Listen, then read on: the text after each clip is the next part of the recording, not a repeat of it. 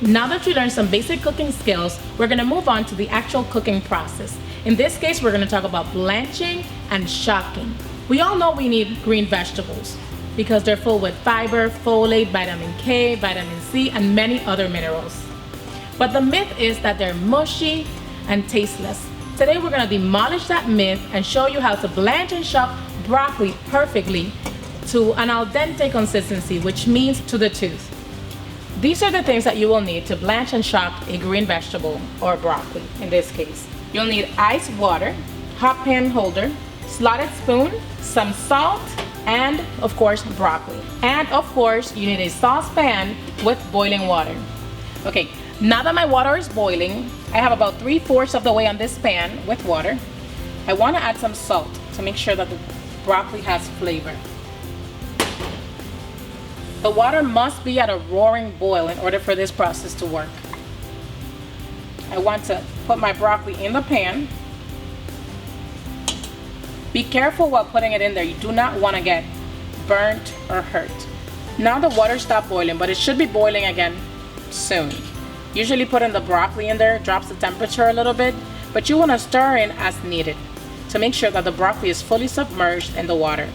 Our broccoli is boiling and it has boiled for about 3 to 5 minutes.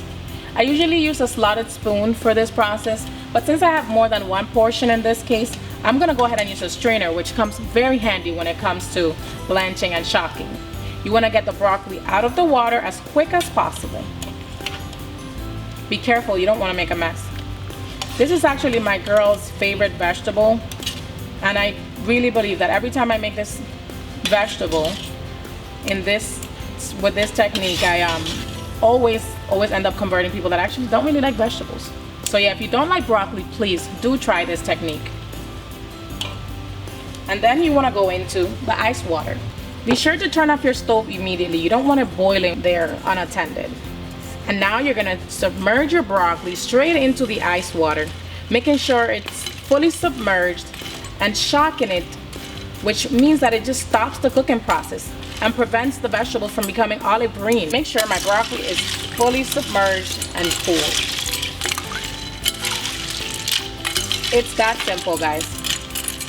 All right, now that my broccoli is fully cooled, I'm gonna go ahead and remove it from the ice water. I like to use tongs because that way I don't get the ice out as well. I wanna remove as much of the water as possible. And this is how I do it, using a strainer once again because of the portion size.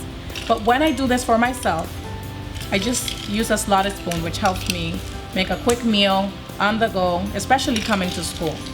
See, this is my favorite technique when it comes to cooking a green vegetable to maintain its color and its nutrients.